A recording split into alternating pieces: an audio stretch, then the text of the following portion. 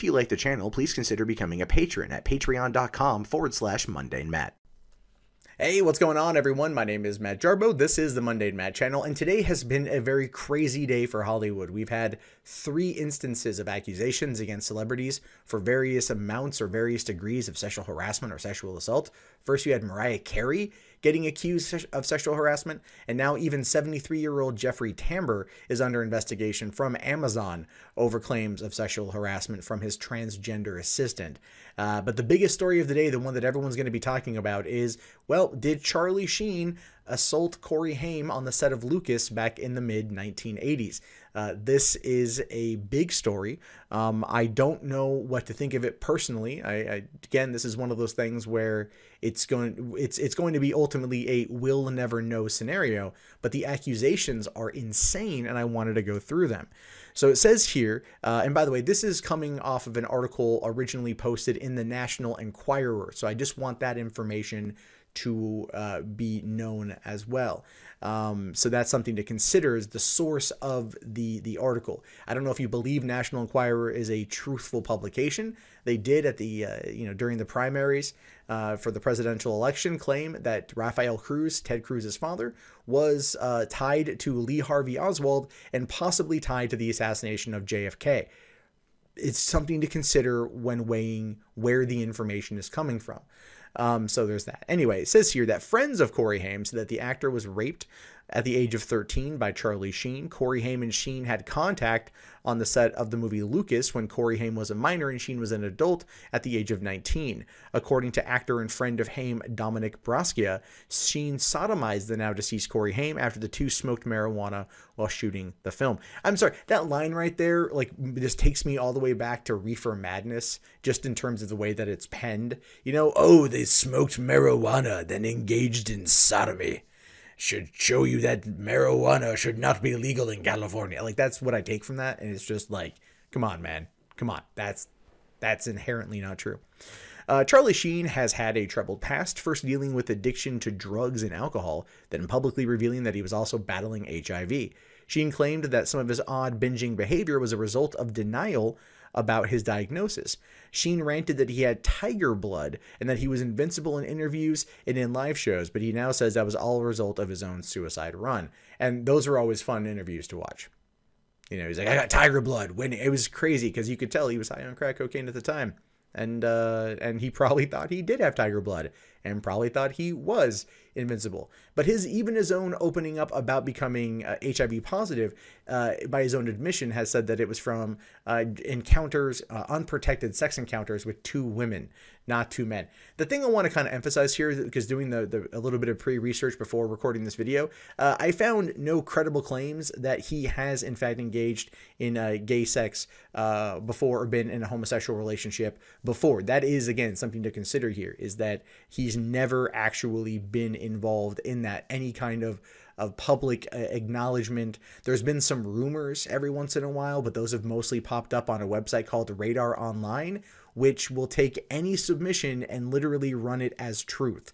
So those are things to consider as well, because they're maybe not the most accurate in terms of their reporting, and those sites will actually be picked up by places like the Daily Mail and then treated as fact, when again, there's no verifiable evidence on Radar Online. It's always good when finding something to track it back to the source. As I said at the beginning of this is from National Enquirer, so that is something to consider. And then, of course, he talks about his own statement about being suicidal. And then he goes on to say here that Charlie Sheen is also dealing with another possible criminal accusation from Dominick Brascia, who says Corey Haim, before his death at the age of 38 in 2010, admitted that Charlie Sheen sodomized him when he was 13 years old. I'd like to clarify a quick point there. Apparently, the statute of limitations for this sort of act has already passed, given that it's been over 30 years since the alleged incident took place. So it wouldn't really be a criminal accusation. This, again, is just an accusation that is being put out there into the ether, and people will react how they want to react. Going on to say here that Corey Haim told me he had sex with Sheen when they filmed Lucas. He told me they smoked pot and had sex. He said they had anal sex. Haim said after it happened, Sheen became very cold and rejected him. When Corey wanted to fool around again, Charlie was not interested. And that does tend to happen in those kind of situations where you have someone who's off limits or taboo or just looking to fool around, and you know, there's sex is a very emotional thing. You know, I think for most people. And so when one person treats it like it's just kind of whatever, and the other person likes it and wants to do it again, then they get rejected. It's happened to people. So that's something I would believe to be credible based upon just human psychology. Anyway, Corey Haim's closest friend, actor Corey Feldman, who claims to have been abused, spoke at length about how both actors were routinely sexually assaulted as children in Hollywood. Corey Feldman claims that he has been afraid to share all the names of the male adults who assaulted him and Corey Haim for fear of backlash, but he has spoken about Corey Haim's alleged assault at the hands of Sheen without using Sheen's name. Now, when I made my previous video about Corey Feldman seeking $10 million in order to fight back against this particular situation by making his documentary, I did say that when you don't name names, you do continue to put people in jeopardy, kids in jeopardy. If people are still working in Hollywood and they are still, in fact, assaulting people in Hollywood, then this is something that needs to be stopped right away. And when that question was even asked of him by Matt Lauer, it was disregarded, and Matt Lauer was attacked online for questioning the victim narrative. And that's one of those things that, again, I think as an objective person, we need to ask those hard questions and then also expect those hard answers, because that is something that is being considered here. Now, if, like I said before, the statute of limitations on this issue possibly might have expired. And if that's the case, then, you know, Sheen could have mentioned this years ago when the statute of limitations hadn't expired. Or, I'm sorry, Feldman could have mentioned this years ago before the statute of limitations had expired. And then you know, maybe there would be possible criminal charges brought against Charlie Sheen. And as a result, we'll probably never know what actually happened, if anything, in fact, did. Now, it says here, at some point during the filming of Lucas, Haim explained that an adult male convinced him that it was perfectly normal for older men and younger boys in the business to have sexual relations, saying it is what all the guys do. So they walked off to a secluded area between two trailers during a lunch break for the cast and crew, and Haim, innocent and ambitious as he was, allowed himself to be sodomized. Now, if these guys were the stars of the film, they would have each had their own trailers. So going off in between two trailers, outside in the daytime when cast and crew are walking around. Movies aren't made with a small crew. Like, there you have a lot of people running around. That's, again, one of those things where it's like you would have gone to a trailer where it would have been more private, more secluded. No one would have known. But going in between two trailers and doing that on a lunch breaks aren't necessarily that long, and it's not like people aren't walking around. It's one of those things, again, having worked on sets, it's not as you know, as secluded as that. So it's one of those things I'm just kind of like, okay. Like, I'm not saying it didn't happen. I'm just saying, like, there's an element there that just seems off to me because of this. Corey Feldman claims that throughout his life, Corey Haim was fighting demons from the sexual abuse he endured as a child. Corey Feldman also said that in the past, he's not a fan of Charlie Sheen due to the way Sheen hurt his friends.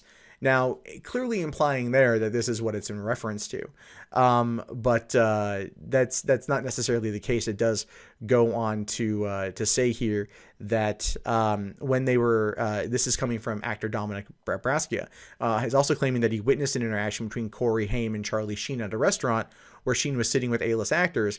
Brascia said that Corey Haim went to say hello and Sheen rejected him, saying, "I don't like that little asshole. I hate that little asshole. Get him out of here. He's a freaking jerk."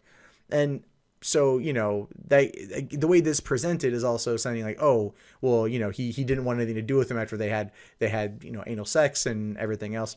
And then, of course, it did say previously to this that they had hooked up one more time and it was consensual. But I don't know quite if that means he was over the age of 18, under the age of 18, and in what exact context consensual means. Because there are questions about that. Was he over the age? Was he under the age? Was he saying yes, okay to it? It wasn't technically rape. If they had sex behind a trailer when he was 13, he would have technically at that point given his consent, but he can't legally give consent. There are weird questions around the way that this is worded that makes me, again, just have kind of eyebrow-raising questions about the entire statement. Again, not saying it did not happen, just having questions with how it's explained. And so this says here, others who have worked on the movie Lucas claim that Sheen routinely preyed on minors on the set, mostly extras. Sheen is known to take girls back to his hotel, according to Trevor Peete, who was in Lucas. People were talking. Some of the girls went back to his hotel room with him, and he dropped his pants and said, "Hey, can you do me a favor?" Now, again, this is where I find the accusation about the gay sex with him to be a little bit off-putting, because like I pointed out in the research that I've done, no one's come forward to make these claims. You know, there's been reports of a possible sex tape between him, his ex-wife, and a transsexual man. But again, the sex tape has never materialized. The claims were coming from shady sources. A lot of times this comes from Radar Online, as I pointed out, is unverified in its reporting most of the time. It gets picked up by larger outlets like Daily Mail, who then sensationalize it even further and spread it to a larger audience, all while once again following the chain of unverified information. And on the internet, that's very hard to do. And you will find different clips throughout, you know, the internet from going back years, from like 2011 to just earlier this year. National Enquirer ran an article saying, you know, Charlie Sheen outed as gay sort of thing. And then you click on the link and it takes you to an image gallery that doesn't work. So there's like there's no context to the title. It just, again, one of those things that makes very little sense when trying to track down any kind of online accusation that might have some merit behind it.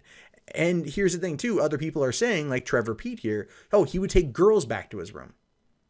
Now, no other men have come forward. It's one of those things that just makes you go, huh. If he was hiding it, he's done a fantastic job. Or this is BS. There's that. And the thing is, because Haim died 7 years ago, unfortunately, we will never, ever, ever get the opportunity to find out the truth. And that's unfortunate. And so it says here, at this time, Charlie Sheen has not commented about the accusations he raped Corey Haim. I've actually read another report that said he denied it, but at the same time, it doesn't really matter.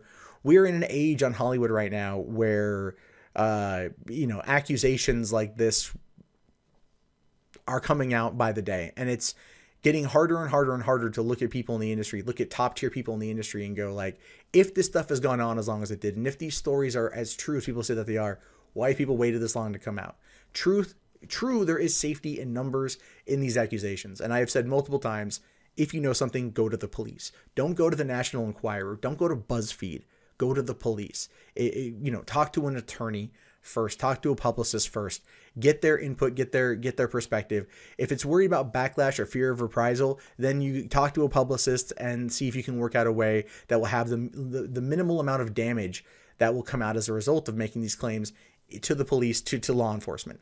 But when you go and you make these claims from 30 years ago and it doesn't back up with a lot of other stuff that's been told, that's going to be something that's interesting. Now, Corey Feldman himself has almost verified this information, you know, saying most of it was correct.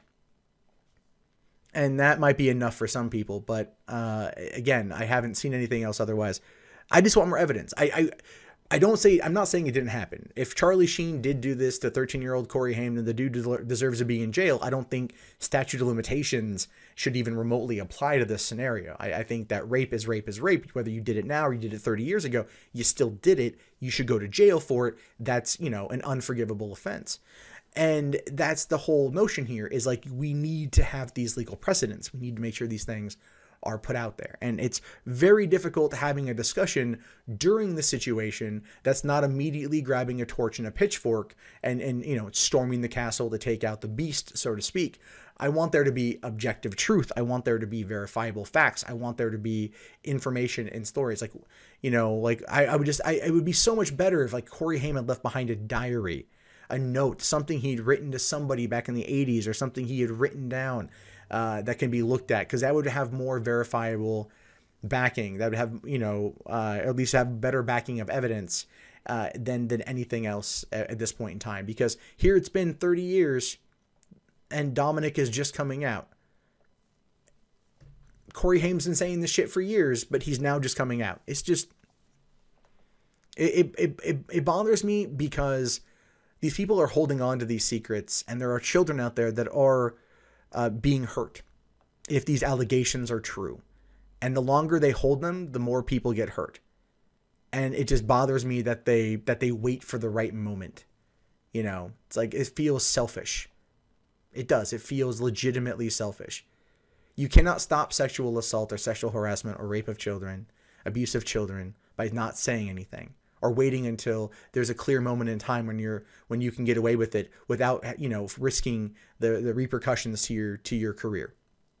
And that's annoying because that feels like you're leaving people to hang in the wind that you could help. And that's where we are right now. That's one of my frustrations with it. I want this stuff to end. I don't want this to be permeating and tainting and poisoning an industry that I love very, very, very much. And I want it to stop. I want it all to be taken care of. I want it to be taken care of, though. But objectively, I have to ask that it be done in a court of law, that it be done with evidence and be done with verifiable proof and multiple witness statements and things like that, like written down documents, things like that. But these random interviews on a National Enquirer and anything else, there's not a lot of faith in those outlets. And so it just, creates this stir, but that stir that ultimately goes nowhere. And as a result, more kids are still put in danger. And that's what I'm asking from people. If you're mad about this like I am, demand that they come forward. Demand Corey Feldman. Not wait. He released a couple names and good on him, but it's like a tease. Well, I'm going to give him a couple names, but then when I get the 10 million, I make my documentary, then it's all going to come out. Or is it? We don't know.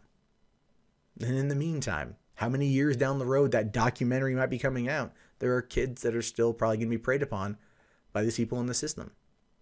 And what about them? Did they not matter at all?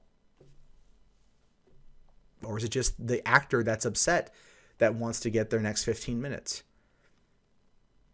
I don't know. I don't want to get bitter over it. I really don't want to get bitter over it, but that's kind of where it's going for me because I read all these accusations on a day-to-day basis and I'm like, yeah, investigate, do this stuff, go to the cops, go to the cops, go to the cops, go to the cops, go to the cops. But nope, it's just Twitter, Facebook post, Snapchat.